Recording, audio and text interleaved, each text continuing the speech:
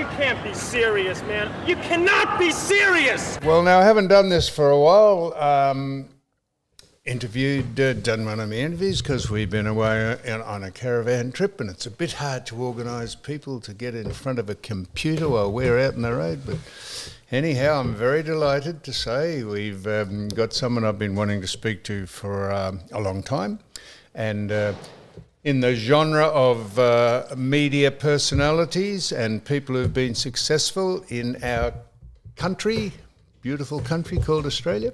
And this man is, I'll tell you what it says about him. And I get most of my stuff, as I say every week, from the Google machine. Half it's wrong, and I've just had a couple of conversations with him. He said, no, that's not right. I said, well, it said that on the machine. He said, well, you got the wrong person. This is, we'll say who this man is. This is Gavin Wood. He's not the nuclear physicist. He's not a tech billionaire from the United States. I wish I was. Yeah, who I said, well, I hear you're married to Anchor. And he said, not at all. I said, oh, Anchor must be married to the tech billionaire. Yes. So Gavin, this is what it says. This is how I start off. And then what I don't do, Gavin, is probably I should, but I think it's better to do it this way. I never ring round and ask people, do they know Gavin Wood and got any stories about him? I just ask you a question and hope you'll give us. People say, don't tell me you didn't ask him about, and I say, no, I can't ask him that because I didn't know he'd done that. Right. So I'm hoping, Gavin, that if I touch on something you might say, by the way. I'll elaborate. And you can elaborate, Yes. You can make me look good. Mm-hmm. So this is just a thumbnail. Gavin is a unique performer, one of the nice guys of Australian media and one of those rare presenters who can be relied on to do it right the first time. I don't know if you could get any better recommendation for whatever you do than that. You've been a constant in the minds of people, in my mind anyhow. I've known you for a long time. Yes, we used to trip over each other back in the 80s, back in those the discos. 80s, that's right. We used to walk around the streets with the open neck trousers, just pretending we were famous. But you are famous. So are you. So you are in the genre, if I could use that word again, of having an articulate voice. You might have studied linguistics. No. But there's not many people that you associate, who resonate with when you say the voice.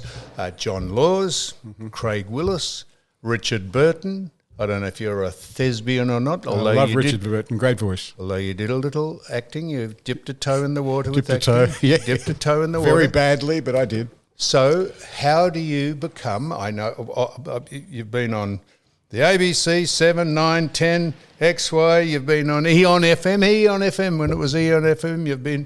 You've been across the whole gambit. How did you get your voice? When I started, your voice? when I was 21 in radio back in 4MB in Maryborough in September 1973.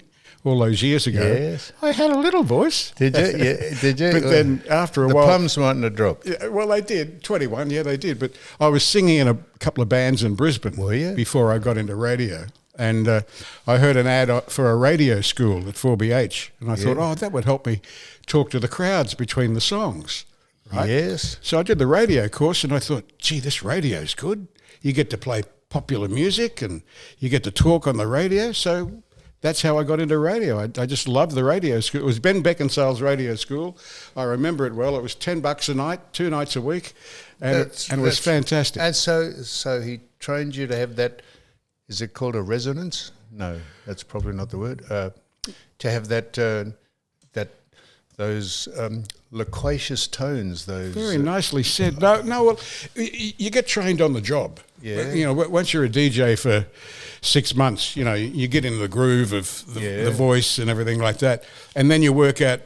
You know, you're going, that's a great song from the 80s, da-da-da-da. Yeah. And then you work out you're a bit of a dick sounding like that, so you've got to put your own personality in and sound normal, and you find your own voice.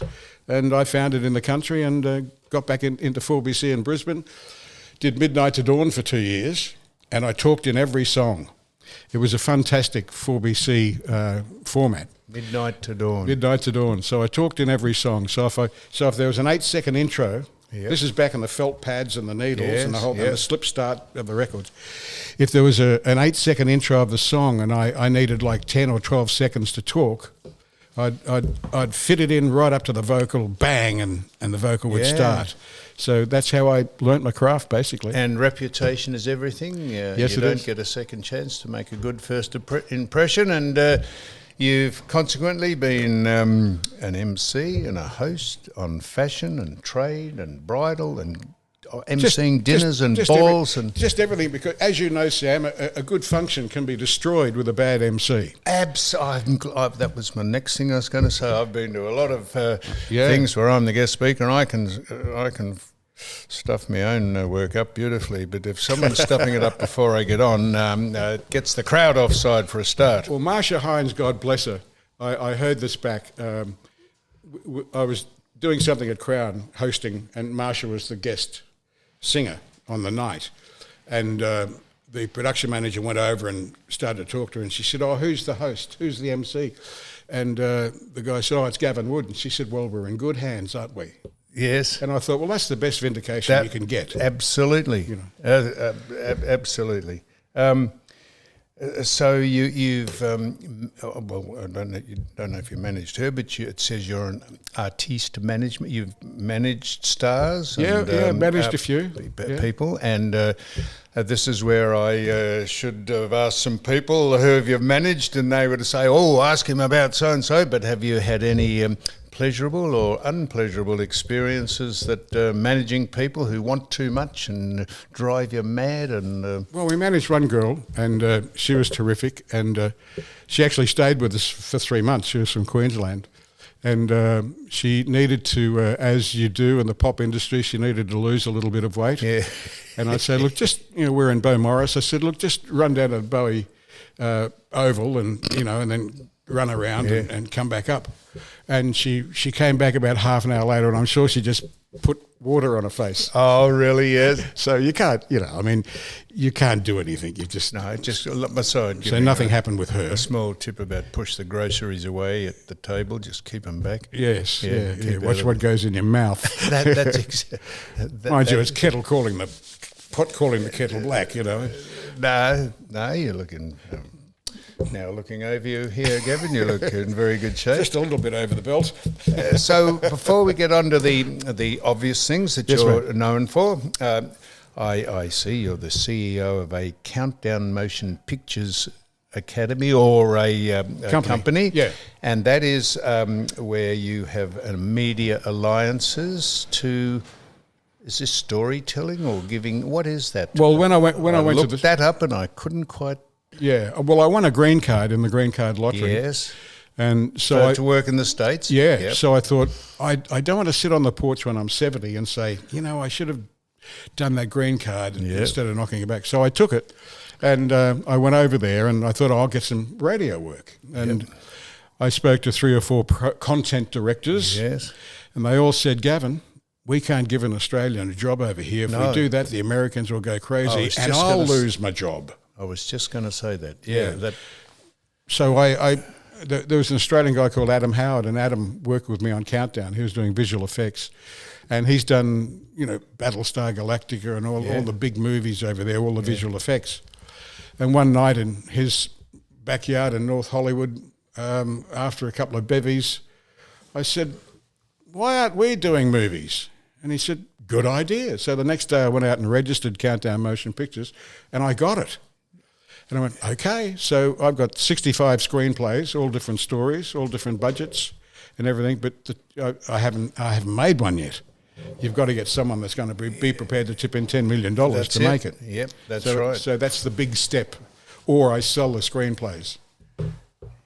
Yeah, it's a picture of you standing in front of the Hollywood sign up on the hill. Yeah. And I got that inspiration from Rex Hunt. Remember when Rex went over? Yes. And he had that shot at that same place. Did it? Yes. With the Hollywood sign. I went, that's where I'm going to stand because Rex has been here. The great Rex Hunt, who, he was a Beau Morris boy. He is a Morris Bay world-class fisherman, yes, and a very good radio caller of the football. Great man. Yeah, no, he is. So I speak to Rex quite often. He's had his ups and downs, Rex, but he's like all of us, Gavin. He's soldiering on. You haven't quite got to the stage where you got to soldier on. Well, no, mate, we're all in line. We've all got a number. We just don't know what number that is. Yeah, that's it. So the countdown years were your Oh, the big years. I mean, they were the big years. Yeah, good. Yeah, 3 million people every week. That's it. The whole family. You know, when you look back on Countdown, there was no other distractions back then. Countdown was a family show because Mum and Dad would sit down with the kids, and the kids would explain Boy George and Marilyn and that relationship and all of that. So it was a great thing to bring the family together. If it was probably the forerunner of MTV. Well, it was, and sort of. Well, MTV came in 84 or something like that, and then all of a sudden, Countdown, because of budgets and the whole thing, we couldn't afford live Australian bands in the studio. Oh, although the ABC wouldn't do that. No, so we ended up just playing clips, and it just ended up being like an MTV. So we because all of a sudden computers came in, Nintendo. MTV, so there was too many distractions, and it was really a generational thing. That generation that watched Countdown, they were stuck on and glued on every week. But then the younger brothers and sisters coming up, they got onto MTV and got distracted. And what was your actual role on Countdown? Were you I was the voiceover guy. Man for 7 years. Yeah. And I was going to say, you didn't dabble with trying to give Molly some elocution lessons, did you? Or Molly and get him to actually speak properly, who's a marvellous man? Molly and I are great mates, and it's sad, to see him now. It is. Because he's 83 in January. And we had a great relationship. When I came down in 1980, so Paul Turner was the original voiceover guy, and Paul was a DJ on 3XY. Yeah. So I'm on air doing breakfast one morning, and Paul came into the studio and said, "Knackers." That's how he. Yeah. What are you doing when you finish? I said, "Nothing." He said, "Could you drive me down to Ripponlea?" I said, "Yeah, sure." And I still had the Volvo with the Queensland plates on it, right? Yeah. So we drove down to Ripponlea, and I was just prepared to sit in the car and let him go and do his countdown stuff. Yeah. He said, "No, come in with me. I'll show you the studio and all of that." And I went, "Oh, okay." So I walked in, and we walked into the sound booths. You go into the old Gordon Street there, on the studios down on the right. Yeah. And we walked into one of those, and on the table was a copy of the top 10 voiceovers. And he said, "Sit down and sound like me." I said, "What?" He said, "No, I want to give you the countdown experience." I went, "Okay." So I put the headphones on, and number 10 on the countdown this week, Tony Basil, and all of that. Yeah. And I finished, and all of a sudden the door swung open in the studio, and Robbie Weeks walks in. Yeah. And Robbie says, "You're the new voiceover on Countdown. You start next week." Is that right? And I said, "What about Paul?" He said, "He's leaving us." I said, "Is he?" He said, "Yes, he's going up to Sydney with Paul Drain to produce the Quatrains of Nostradamus." Remember that when that came out on Channel 7? The Quatrains of Nostradamus. Nostradamus. It was a huge I know who Nostradamus is. Yeah, but it was a big television show. Was it? Yeah, it was all the secrets of Nostradamus. Yeah. And so they were going up there to produce that big epic. So he didn't tell you, this was a sort of a mini... a gotcha. Yeah, a mini... what? Thank you, Sue. That's the word I couldn't think of, a mini audition, well, but he didn't tell you. That I didn't even know I was doing. And that's probably because he didn't want to make you nervous. That's right. And you thought, I'll just... and Paul's no longer with us, but I thank the Lord every day for Paul Turner. He was just a beautiful guy, because he had 6 other jocks at 3XY he could have given the job to. Yeah, like Greg Evans? And Lee Simon and John Peters and all of them. He could have given that job to anyone, but he chose me. Greg's a very good friend of ours. You would know that, and a very good man. And Willie landed on his feet with at 10 with a perfect match. Yeah. And then I left Hey Hey at Saturday to go and do another show called The Love Game at Channel 7, and it was lovely. The first day I got into Channel 7, there was a big basket of fruit from Molly. Was there? And Yeah. another big basket of flowers and fruit from Denise Drysdale. Really? Yeah. And I thought, well, that's showbiz people looking after Fantastic. each other. Yeah, it was beautiful. But the show was a dog. Only lasted 2 weeks. 2 weeks. Yeah. The Love Game. What was it? What was that? Same as Perfect Match. It was just. Was it? It was Yep. just a direct rip-off, and these poor kids had to hold onto pads to get their vibrations, and it looked like, and the ring, the lights went up, and it looked like a giant penis. It was horrible. But the only reason why I went there is because I wanted to see if I could do a half-hour show. Yeah. And do 5 shows a week and bring them all in on time and all of that. So I can do that. And you did the pop report on Hey Hey. Yeah, that was fun. Yeah. No, nothing going to fall on me. And that's what it was like. Crystal, you know Crystal. Oh yes, I do. At Hey Hey. It was a running gag. It was yes, great. It was great television. I mean, people still talk about it now. Yeah, they do. The worst thing was I only cracked it one morning. I mean, they used to tip live chooks on me and everything. Yep. You know. But one morning I bought this new Yves Saint Laurent jacket. Yeah. I became a bit of a rooster there at one stage, and I had the silver buttons with the YSL buttons on. I'm sure you had one of those. Oh yeah. And it was quite expensive, so I've proudly worn it in this morning, and I've sat at the desk, and I'm about to do the pop report, and I've just got into the second story, and Crystal's walked over with a big roll of gaffer tape, and he's gaffer taped me to the desk, up around the shoulders and around and everything like that. And I've done the pop report, and I've thrown to the band that was in the studio. So to get the gaffer tape out, as we're pulling up the gaffer tape, the stitches on the collar, on the shoulders were coming out and everything like that. And I said, I've just spent $500 on this bloody jacket and you fucking ruined it. I can't believe. And Gavin Disney came down and said, well, Gavin, we'll buy you another one. Yeah. Like, oh, okay. Yeah, that's right. Well, if he'd been still alive, I think he died last week, Giorgio Armani could have given you a new one. Exactly. I could have done a contra deal. A contra deal. Yeah. And they were really big in the 80s. I had Andrew's Menswear from the Northcote Plaza.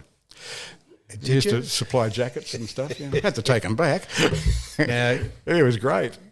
So now give us some of your memorable... You've done TV commercials on the TV and radio, and tell us what they have been. Who did I speak to the other day? Oh, Mike Brady. I spoke to him. He said he was the voice of... What did he say? SPC, baked beans and spaghetti. And You're With Amy, did he say? Yeah. And then Bobby Valentine's There's No Other Store Like David Jones. We had Bobby Valentine in here. We're getting through all the famous people who've... that's good. We've had Bobby Valentine in here. It's like my podcast. I've got 80... When I came back from America, my production manager who was with me at 3XY said, what are you going to do? I said, I don't know. He said, have you ever tried doing a podcast? What year?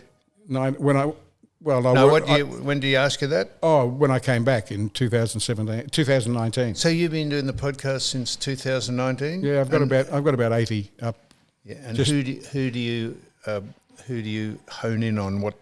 Just all the old countdown stars. Yes, that's like right. Glenn Shorrock and don't interview Brian neo-Nazis like I interviewed. No. I interviewed a bloke who's a neo-Nazi here because I thought he's a person of interest by what's going on. Well, did I get the shit kicked out of me? They said I was giving cold comfort to the Nazis, and I said, geez, he's in the news. I'd like to speak to him and ask him what the hell he's on about. No, I got linked to being a Nazi and there's a lot of hate out there. You've got to be careful. I don't talk politics. I learned very early on in America you don't talk politics. No, but I don't. I speak politics, but I'd like to ask someone a question. I would ask anyone from any political party. I'm not into climate change and I'm not into electric vehicles. Or I would ask... I'm with you there. Oh, but I would... If someone said, you don't know what you're talking about, I'd like to know what they think. Yeah. That's why I asked the man from the neo-Nazis, I said, what in God's name are you on about, mate? Yeah. No, you can't have a conversation with people that... Anyhow, I thought I'd interview anyone if I had the chance. Yeah. Anyone. Yeah. Well, you've got an inquisitive mind, and the good thing about you and I is we love to ask questions. This is foreign to me because I'm answering questions. Yes. I'm the one that's usually asking questions. So, and what people who interview me do is they have a whole list of questions there, and they don't ever listen to the answer. You got to listen. They just go on to the next question. You got to listen. Yeah, you got to listen. Yeah, that's what it's all about, isn't it? Well, that's why we're doing it. Yeah. Isn't it? Yeah. And you, I noticed this. You made a film called Houseboat Horror. Oh, that keeps No, coming I up. know that you wanted to just dip a toe in the water, and I know you did it for nothing. And I'll tell you all about You went up to Eildon. Dale's Eildon. Yeah. Might have done Lake it. Infinity, we called it. Lake Infinity. Yeah. We had the presidential houseboat, and we had a generator on the side of it, and all the smoke from all the smoke from the generator went up and tarnished all the paints and everything like that. We got $10,000 out of the guys who owned the underground, and then we got a deal from CUB. So we had all the beer we wanted. So it was an unusual shoot. I did my dying scene, putting on a condom after, and then a spear went through my back and out through my belly at 3 o'clock in the morning. Now there was half a film crew and half a television crew. The television crew were falling over drunk all the time, and the film crew were just so annoyed that the television crew could be so unprofessional. So there was a bit of angst on the shoot. And you said it was so bad it became a cult must-watch, must-see movie. It keeps turning up. I want it to go away, but it just keeps coming back. Fantastic. One of my cousins said, "When does Uncle Gavin die? This is boring." I know, I saw that. I saw that in the... Yeah. And now you had a little... What did you have to do with John Farman and Glenn Wheatley? Have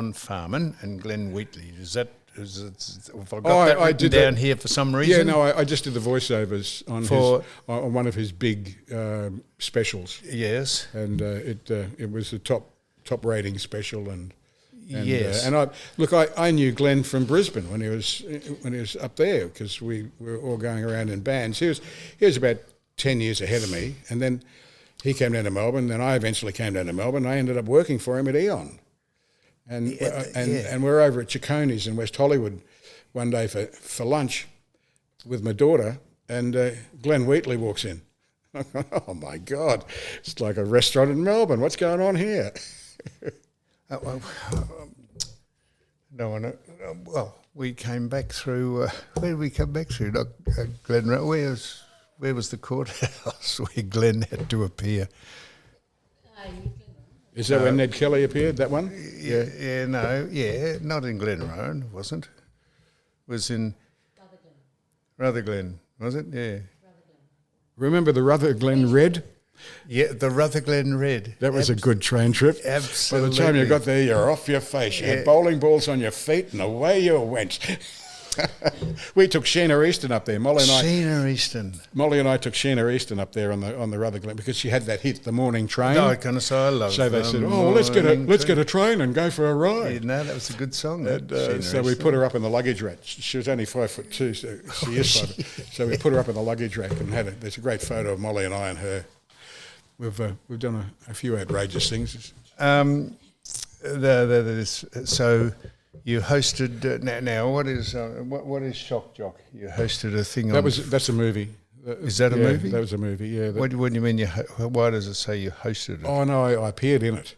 I was a Shock Jock. Well, you playing yourself? No, I was doing. I was doing a... That's Foxtel. Yeah, but I wasn't Gavin Wood. I was somebody else. I was Jimmy Costello. I in saw Houseboat Horror. The name Jimmy Costello down there, yeah. That's the name. I always thought if I ever went bad and the police were after me or whatever and I had to get out of Melbourne quick, I'd go to Perth and get a job on the radio and call myself Jimmy Costello. I always thought it was a great radio name. Fantastic.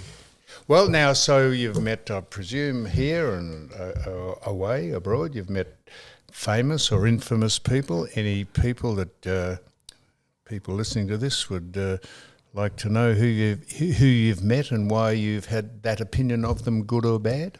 There's a place called the Beverly Glen Deli, which is above Beverly Hills. Yeah. And it's just like a deli. It's a beautiful place. Yeah.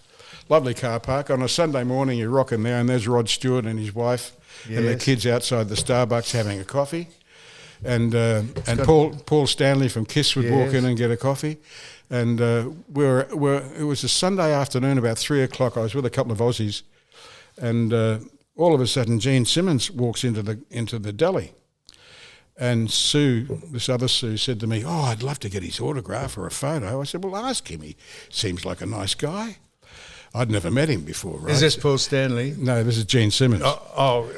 And he's by himself. He's just driven up because he's only just around the corner, basically. So he's come out, and I said, "Oh, excuse me, Gene, a couple of people from Australia would love to get a photo with you." Don't tell me. And he's licking an ice cream like this. And I said, "Go on, Sue, get up there." And they take me. He said, "I'm posing. I'm still posing." And then he took off. And I thought, that's extraordinary. That is extraordinary. Yeah. He was a polite way of saying piss off. Basically, yeah. But they got the photo. That's all they cared about. That's right. Yeah. I'm posing.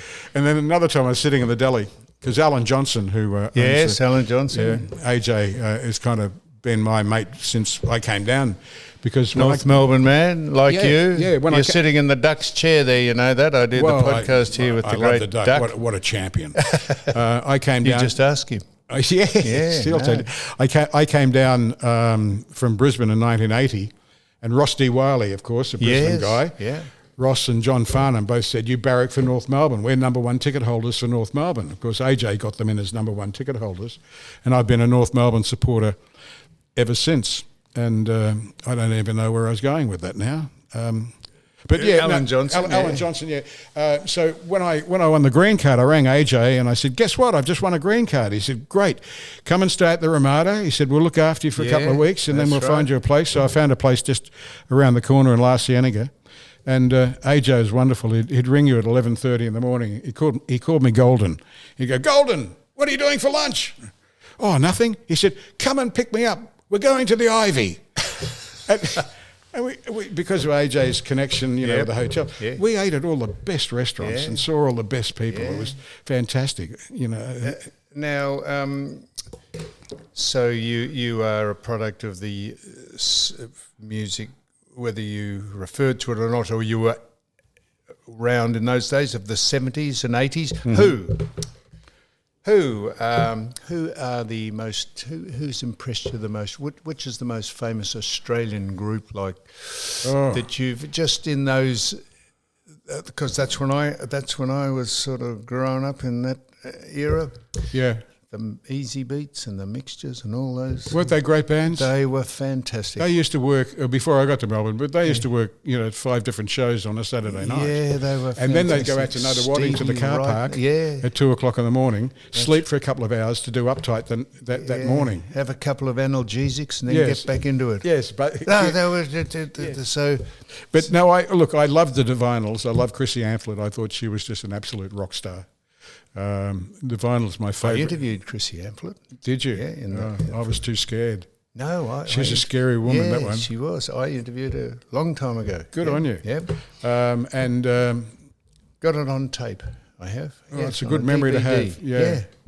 But all the Australian bands, like we used to do at 3XY. We used to do the Fanta poolside parties. Yes. So we'd go out to a swimming pool somewhere, and we'd have 2 or 3 little bands like Mio 245 and the Jugites and all those little bands that were on Countdown, and they were sensational. They just killed it. They were fantastic. Every time they went out, they just went out. They had the attitude right, and it was just a great time. I can't think of them all off the top of my head, but there was 15 great singers and bands of that era that played great music. And well, see, everything fed into each other. Countdown. If you appeared on Countdown on the Sunday night with your new single, you could be at a sold out show in Wagga Wagga on the Monday night. Yep, that's right. Simply because of Countdown. Yep.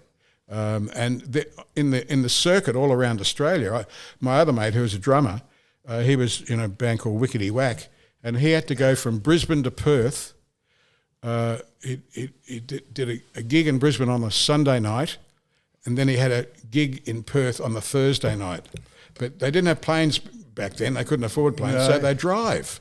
that that's drive right, from Brisbane to Perth and all of this. But it was great because all these bands put them in a Greyhound bus and tour them over. Yeah, I suppose. But all these bands were just travelling all around the country, and now we meet each other, at the lounges at the airports. Yeah, that's the only way we run into each other these days. You weren't on Countdown when Molly interviewed the present king, were you? No, and I always blame the ABC for that. Now, as a presenter, the ABC could have spent $150 for a person to come in and do the audio cue. Now, Molly had just flown back from England with reams and reams of paper that he had to memorise. Yep. And you can't do that. No, you can't. Your brain just can't go to that. So when he gets on and he mumbles and everything like that, if he had the auto cue and could look straight into the camera and read it, that piece of television wouldn't be so famous. No. But I loved it when he leaned over and said, "I saw your mum in London the other day," and he said, "You mean Her Majesty the Queen?" That's right. Yeah. Dear me. Well, as I say, I had my Molly came to my 70th birthday in this very building here, and with Bert and all great people in the industry. And now it says that you are a great person, and it says, what does this mean? You're a person of interest. What does that mean in 2019 and 2020? What is a person of interest? That came off the machine. Did it? Gavin Wood, a person of interest. That's an award. Well, it's better than saying that you're on bail, I suppose. Well, no, but it's not a slight against you're a person of interest because it meant that you're a person of interest because you've done something that's been noteworthy. And what years? 2019 and 2020. You are Gavin Wood, that year's person of interest. Well, that's when I came back from the States. I was there for 12 years. So I came back December 2019. Well, research done. I should know what that... I looked up to see what that meant. It just said you're a person of interest. I thought maybe you could tell us. Well, I don't know. He didn't go out with anyone famous? No, I keep that very quiet, Sam. Yeah, that's it. Well, it's... what are you doing now? You are just what am I doing relaxing. now? No, well, Grubby and I, Peter Grubby Stubbs and I, had our first show at Bird's Basement a couple of weeks ago, and we're actually talking about radio and all the pitfalls in radio. So it's a podcast, is it? No, it's just a talk. We sit on stage like you do when you go out and do your talks. So we're doing that. Where's Bird's Basement? In CBD? Yeah, up top of Latrobe Street. Yeah. Singer Lane. Yeah, and it's a little jazz club. Yeah, that's right. Some And, great little nooks up there that walk in behind a door that's got nothing on it, and you open it up and there's a jazz something. club. Yeah. So we did that, and it went very, very well. And now, we've got an agent and a booker and a manager, and they're all getting... That's fantastic. They're all getting shows for us. So hopefully we'll do, 3 or 4 or half a dozen up to Christmas. And if you want to go and see you and Grubby speaking about all this, how do you do that? Oh, we'll website or something, or do you advertise it? We'll blast it out on Facebook. Yeah? Yeah, Facebook was very good for the first show. So that's where you'll see it all. And you can go to gavinwood.com.au if you want to hear the podcasts and all of that. Yeah, I've been to gavinwood.com. I've been just about everything except for the... You've trolled me. The tech... You've dug deep. I haven't... I've just scratched the surface. What else could you tell us that I might find fascinating? There you are. I'm asking you a question to interview yourself. A question without notice. Oh, gee. I can tell you this, and I'm not a guy... Who's the biggest star you met? Joan Collins.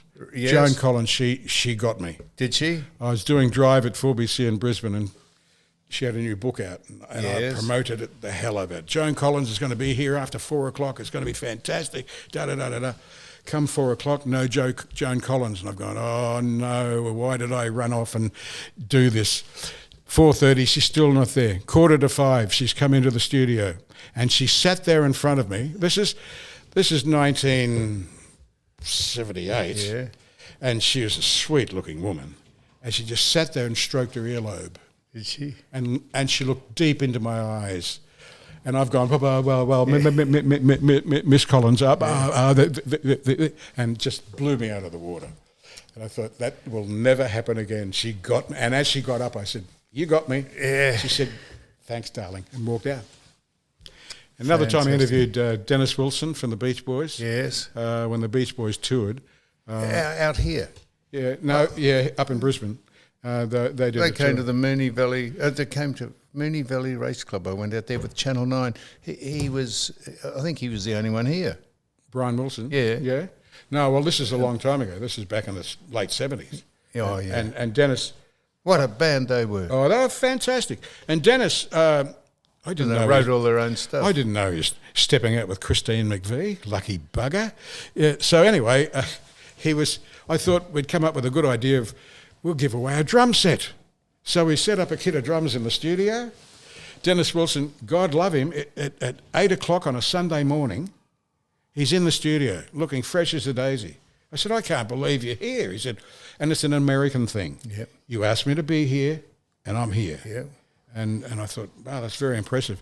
So he played a few paradiddles on the drums, and hit a few cymbals and everything, and we gave away the kit to some lucky listener, and he autographed it for the listener. So what a band they were. So that was a lot of fun. I've been very lucky, Sam. Very lucky. I didn't have to do a lot of country work. I started at Maryborough in Queensland. Yeah. And the thing was around the announcers, never fall in love with a local, because you'll end up staying there. Did you mention, or you come from Roma? Yeah, I grew up my early years. I grew up till I was 14 in Roma. What's the main thing at Roma? Was that the big watermill? What's at Roma? The bottle trees. Oh, the bottle trees! Yeah. My God, where that fascinated us. Yeah, the bottle trees. Big fat trees. Yeah. That's extraordinary. No, I've never seen them anywhere else in Australia. They hang their hat on the big bottle tree. Yeah, and I was an altar boy at St Paul's Church of England. Yeah. And every Tuesday morning I used to ride my bike down to the church at 6 o'clock in the morning, or 5:45, and open up the church and light the candles and all of that. Yeah. And Roma out there gets freezing. Yeah. Absolutely cold. So you kind of peel your fingers off the handlebars of the bike. Yeah. That was good. But no, Roma was great to grow up in, because back then, you didn't have a lock on your front door or anything, and it was free and easy. And the good thing was, you'd hop on your bike and you'd ride around the town until you saw a collection of bikes. Then you go, oh, that's where the party is. I tell you what Roma did. I don't know if they introduced it or not, but that extraordinary preoccupation of backing your car in to park it, instead of driving it in frontways. Yeah. I can't understand how. Oh, well, it's deep-seated there. But what about the sale yards out there? Yeah, aren't they huge? We went there, the biggest in Australia. I saw it on YouTube. I've been following you guys. Oh. And that sale yard is unbelievable. And we used to, on a Saturday, we'd go to the Capitol Theatre. Yes. And watch GI Blues, Blue Hawaii, and all the Elvis Presley movies. And that's why I don't like beer, because where I lived in May Street, you'd walk down and you'd go past, there was like 12 pubs in town. And on a Saturday afternoon, all you'd hear was the races, and it'd be so hot, the smell of stale beer would be coming out wafting out through the windows. And the smell of the sale yards coming down with the northerly wind across the whole town of Roma. Yeah. No, that was, as I say, it's not about me or Sue, but we've been fascinated by Outback Australia and all the towns I've never heard of, that have their own idiosyncrasies and specialities and the great people who live in them. Well, you'd remember Wallumbilla, because Wallumbilla is 20 miles east of Roma. Yes. And that's where my mother grew up, Wallumbilla, on a sheep and cattle property, and they used to ride a horse to school, 15 miles to school every day. And they'd feed the horse before they got fed. So Sue will get sick of me doing this and tell the people to listen to this, but I know the first verse of Lucky I've been Stars. Everywhere, man. Yeah, tell them I'll see more, listen more, little by Nambo Mish. I know the whole. We went through every one of those bloody towns. Yes, I reckon, you would have. And we get to in the last town in that first verse is Boggabilla, I'm a fella who's been everywhere. Boggabilla, I said, there's Boggabilla. It was on a signpost. We drove down to have a look at Boggabilla, and there was 2 houses there and a police station. I thought, geez, things must be tough in those 2 houses. They got a cop station there. A lot of country towns dying. Yes. A lot of towns. Now, I'm just going to, when you mentioned Joan Collins, of course, you remember Sir Les being interviewed by Sir Les Patterson by Michael Willisey. Yes, yes. And he said, how do you get on with all the great people you've met? He said, who do you mean? He said, he said, Joan Collins, yes, she's got a range of perfume out, and he said, you would be surprised what she puts behind her ears to attract men. And Mike Willisey said, you know how it goes. He said, what? He said, her ankles. And Mike, one of the great, whether he knew he was going to say it or not, Mike Willisey just... That's Sir Les Patterson, who in this day and age, in fact, when he died... people wished not to remember him that fondly because he was politically incorrect. But very sad. Very humorous and very good. And that's what's wrong with what's going on in the world today. Gavin, don't start me. Did you see the Joan Rivers one when Joan Rivers was talking about Joan Collins? No. She said, oh, well, we called it the British Open. No, that's what I was saying. If you said that today, their sponsors get cancelled. No. But no, you got to watch. You got to watch what you say everywhere now. So that's interesting. I don't have to watch what I say because I can't get cancelled, and I don't care because none of it's literal. Yeah. Some of it, some of the stuff that's going on, I disagree with. But if you can't say that, I'm with you with the Welcome to Country, and I think most of the country now is against it. But they've had enough of it. And people say, it's nothing, it's not racist, it is just a con. We love, how patronising is to say, our friends, our Aboriginal, Indigenous friends, have great people. It's just so patronisingly stupid. A friend of yours once said he was emceeing a place, and he said, "I'd like to welcome the traditional owners of this land, LJ Hooker." Yeah, that's it. Which I thought, stick it up on. Well, we're not trying to. It's the elite whites, the white elite people who think they're being virtuous and by doing this, and it's just. What do, Sam? You hop in a caravan and you go somewhere. That's what you do. But anyhow, now, Gavin, this is... I'm sore when they hear and I say I've interviewed Gavin Wood. They say, well, what did he say about when the bloody thing? I said, well, I didn't know he did all that. So, is there anything of what have you done? Have you ever been arrested by the coppers? No. I was going to mention before. Off drugs? Do you ever get onto the drugs? No, I never did that. Well, good on you. Now it's 2 questions I don't have to ask you. But I will tell you, and I don't advertise. You know how people go on Facebook and say, I'm in hospital, I've been here for 3 months. And I've never done that. But last September, and I know you'll understand because you've only got one, my kidneys failed. Oh, did they? And my number went from 80 down to 9. Oh. And I went into Box Hill Hospital for 2 weeks to the renal department there. Yeah. This is last September. Really? And 3 blood ago? Yeah, 3 blood transfusions, biopsies and everything like that. But the renal department of the Box Hill Hospital are superstars. Yep. So now my number's gone back up to 21 and has remained stable, thank goodness. And you're in constant overseeing of this problem? Yes, and I'm just telling everyone that's watching this, take regular blood tests because I didn't find out. I had a pain. I was on a flight back from Brisbane and I just had a dull pain in my back. Yeah. And I felt a bit off. And I found this doctor where I live, who's a superstar, and he said, oh, well, we need some blood tests. I said, well, I had some done 3 months ago. He said, bring them in, I want to have a look at them. And so we sat down a week later and he had the 3-month-old blood tests and then he started typing furiously. And I said, what are you doing? He said, you're going to Box Hill Hospital right now. He said, your kidneys are crashing. And why? My immune system attacked my kidneys. Now, you don't hear of this thing. And I reckon, and I've asked a lot of people... Nothing to do with drinking or alcohol or drugs or anything? I reckon it's the COVID shots. Dude, what a theory. I've heard a lot of people, because I was healthy Yep. as a bull in a paddock.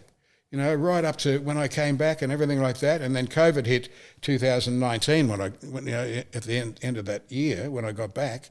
So I had all the required COVID shots, and that's the only thing I've ever done different. Isn't that the greatest disgrace that's been foisted on us by this government here in Victoria, who just lied? They took information and data which was proven to be incorrect. It was just a huge push for big pharma, for people to make billions out of investing in it. It is extraordinary that we became the lockdown city in the world, and we became the guinea pigs to big pharma. We did, because those needles, the contents, they weren't tested. No, you know, to the fullest. You know. So you think that might be a byproduct of it? Well, it's the only thing I've ever done differently. Yeah. And all of a sudden, my kidney's crashed, and I've got a mate in LA whose immune system is attacking all his soft tissues, and you know, I don't know whether those immunisations sparked the immune system to go rogue. I've asked so many questions to so many doctors, and no one can answer that question. And did you have the mandatory 2 shots you had to have, or did you? Oh yeah, no. You know, I had mandatory 2 shots. I got 1 kidney. Imagine if it attacks that, if it rears its ugly head. Well, that's why you've got to take regular blood tests, and you probably do. Yeah, no, I do. It's so important to see where your numbers are, and I'm just on the bandwagon now, telling everyone to take regular blood tests. Well, Gavin, I'm glad you mentioned that just at the end, because we not only wish you well physically and health-wise, but we wish you well in the rest of your endeavours, whatever they may be. Thank you so much for coming in and speaking to us. You're a great Australian artist and presenter and person of interest, and we appreciate you coming on. I appreciate you, Sam. Thank you so much.